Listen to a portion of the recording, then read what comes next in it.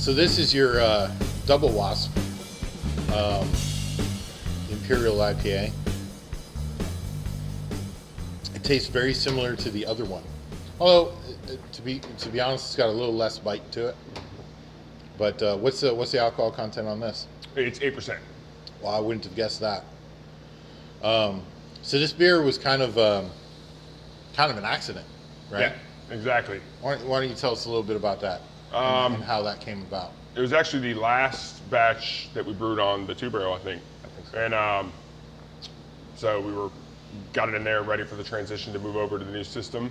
And I came in, I guess, the next day and noticed that it's bubbling more violently than normal. And I go, look over and I'm checking gravity, and I had dropped quite a few points quicker than I normally would. Right. And I start to look at what could possibly be wrong, and then I realized that the sample that I poured to take the gravity is a little warm. And I look at the temperature probe on the BCS, and it's reading that I'm at 68 degrees, but I can tell that I'm not. So after some research, we figured out that the temperature probe had failed on the tank. So even though it was reading 68, it was really at closer to 78 degrees. That's pretty high. Yeah, exactly. And normally, it takes 5 to 7 days for this beer to fully ferment out. Right. And I had reached terminal gravity in 48 hours. So at that point, we were well past the Wasp. I was already at a couple of the gravity points below where we would normally finish out for it. Still tasted fine, no off flavors or anything like that.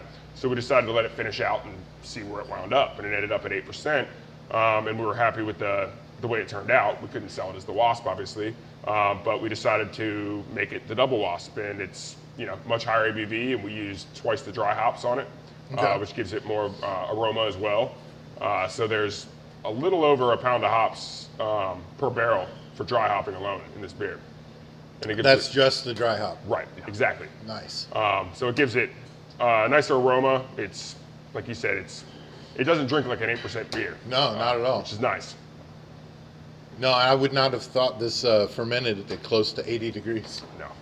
And then here's the thing, I don't know how long it fermented at 78. I know that's what it was at when I came in. So, obviously it slowly came up and reached that temperature. And as soon as we noticed it, we did bring it back down to, I believe, 72 to let it finish out.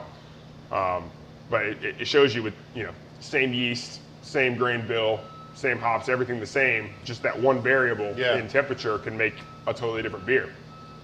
Oh, absolutely. I mean, it tastes similar, but yeah, you can tell. I mean, if you set them side by side, I'd be able to tell the difference in the two. And so hopefully it's not too popular, because I don't know how we would be able to possibly recreate it. Oh, you couldn't program a probe to go out. Yeah. It's true. Just clip the cord on the back the night we brew it. See what happens. So unfortunately, you guys will probably never be able to try this beer. It's delicious. There, your rate beer ratings will go through the roof now because it's so limited. I hope so.